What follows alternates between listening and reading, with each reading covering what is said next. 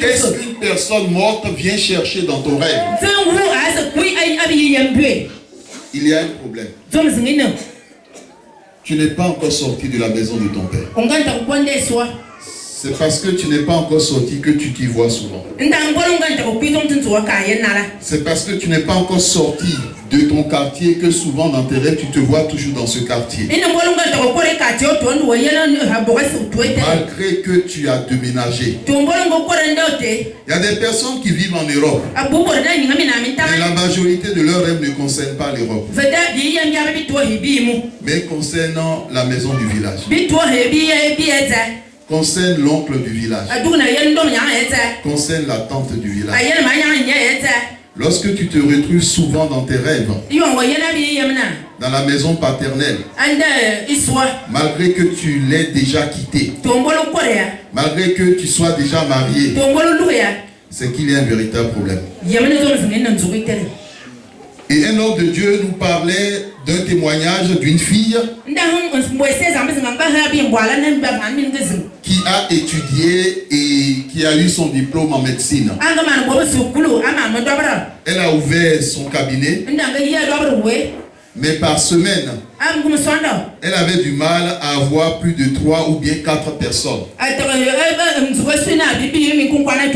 pour leur prodiguer des soins. Or, nous savons que dans ce monde, les gens ont besoin d'être soignés.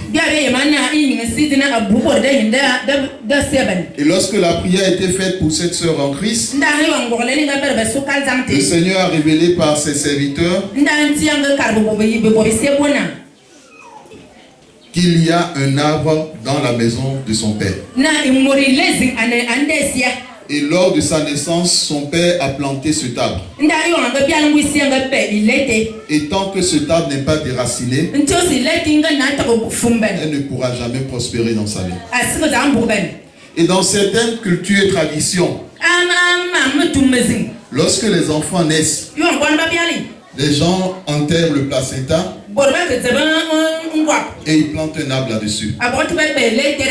Bien aimé, lorsque cette communion est mise en place, cela veut dire que l'avenir de cet homme dépend de l'arbre qui a été planté sur le placenta.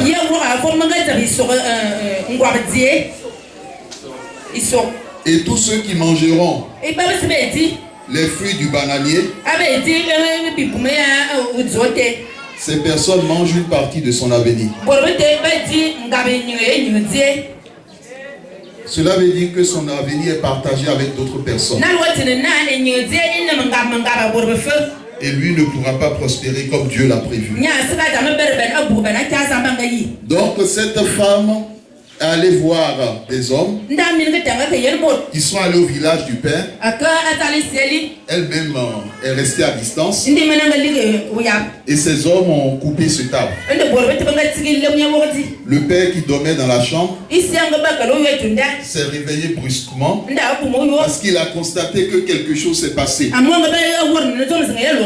Et quand il est allé vers les arbres qu'il a plantés, il a vu que l'arbre de cette fille n'était plus là. Et il s'est écrié. Elle s'est échappée. Elle s'est échappée. Sa fille s'est échappée.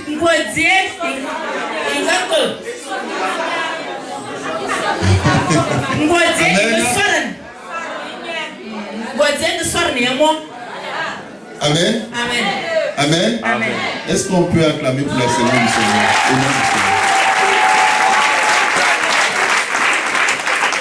Et quand le père a prononcé cette parole, il est tombé, il est mort. Bien aimé, il y a des parents qui ont emprisonné leur enfant. Il y a des grands-parents qui ont emprisonné leurs petits-enfants. Et il y a des situations dont le Seigneur attire mon attention maintenant. Certains pères ou grands-pères précisément préfèrent mourir sur les jambes de leurs petits-enfants. C'est une malédiction. Parce qu'elles ne partent pas simplement. Parce qu'elles peuvent mourir devant leur enfant. Mais elles choisissent de le faire avec leur petit-fils. Ou avec leur petite-fille.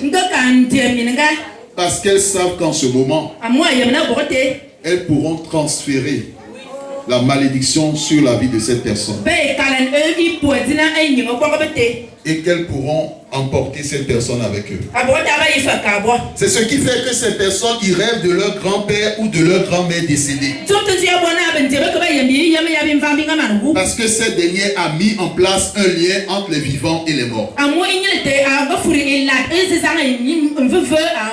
Et ce lien doit être brisé au nom de Jésus.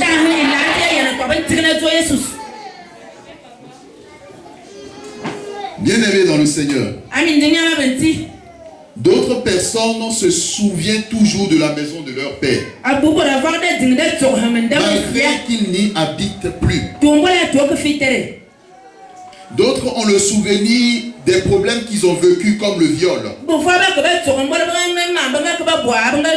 D'autres ont le souvenir des souffrances, de la maltraitance dont ils ont été part de la part de leurs parents.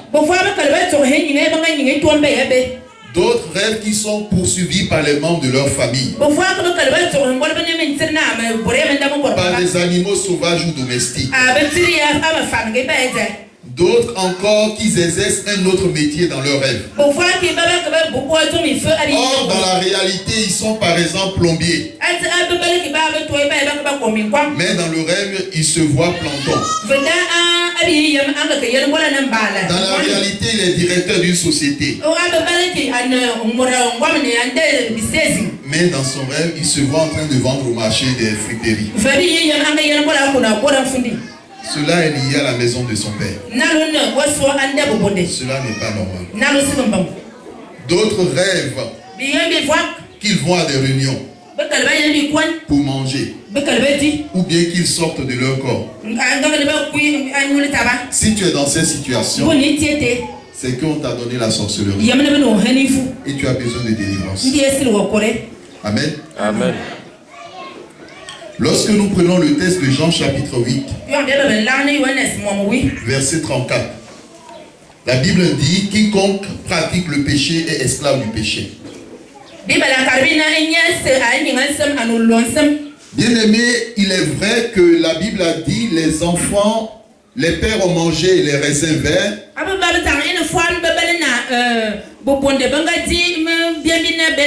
Et on ne dira plus les dents des enfants ont été agacées. Mais comprenons que la malédiction est une autre chose. Parce qu'elle se tend sur les générations. Elle se tend sur 3 à 4 générations. Et la bénédiction sur 1000 générations. Bien-aimé, la Bible dit celui qui renverse une muraille sera mordu par un serpent. Et c'est Salomon qui le dit. Et posons-nous la question. Lorsqu'une muraille est fissureuse et qu'un serpent passe par cette muraille et entre dans la maison, est-ce qu'il ira simplement vers le père qui est à l'origine de la fissure, ou bien la première personne qu'il rencontrera, il s'en prendra à la personne? La vipère entre dans la maison. Il n'entre pas pour faire du bien, mais pour mordre. Mais cette vipère se dit, bon, je laisse la femme, je laisse les enfants, et je vais voir directement le père. Non, ça ne se passe pas comme ça. Même si c'est le père qui a mis en place la fissure dans la muraille, quand le serpent entre, la première personne qu'il trouve, il le mord. Il mord la première personne, il la mord.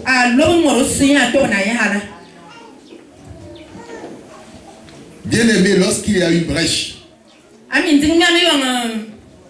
une fissure, les démons mettent en programme sur pied un programme sur ta vie.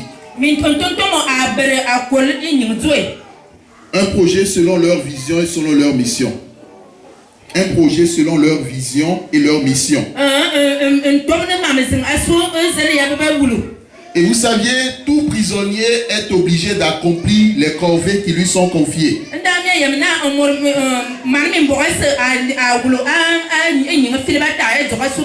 Jésus dit, quiconque pratique le péché est esclave du péché. Ce qui veut dire que l'esclave, il perd ses privilèges.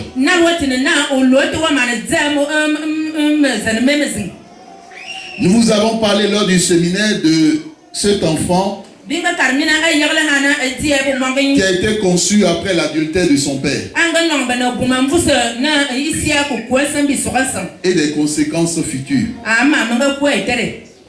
Et bien aimé, nous voulons vous parler d'un serviteur de Dieu qui s'est rendu dans un pays africain. Vous saviez, lorsqu'on entre dans un pays par l'avion, il faut passer par la douane. Il a fait les formalités. Et la première nuit qu'il passait dans ce pays, pendant qu'il dormait, il se retrouve dans un aéroport.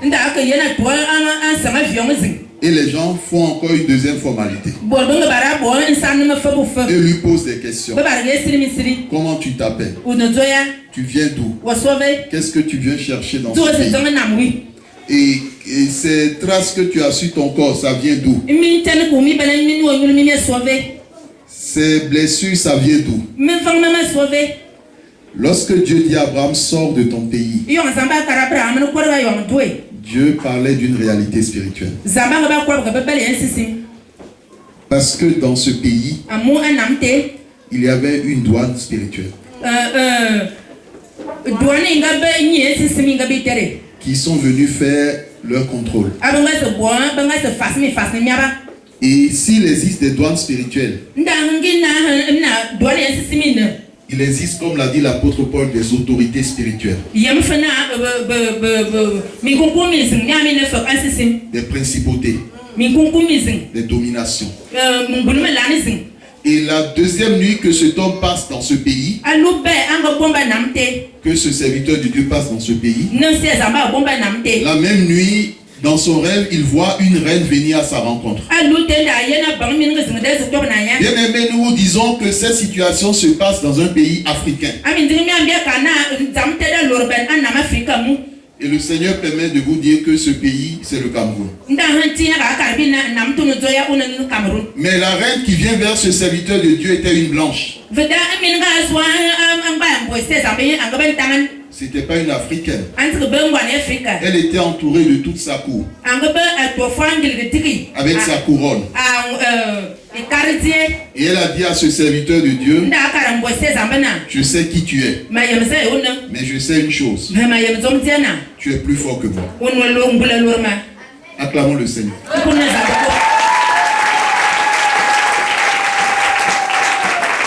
Bien aimé, tu es plus fort que les principautés.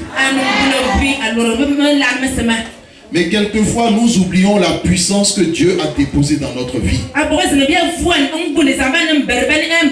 que lorsque tu deviens un enfant de Dieu, je ne sais pas si vous mesurez la portée de cette chose. Enfant de Dieu, pas enfant des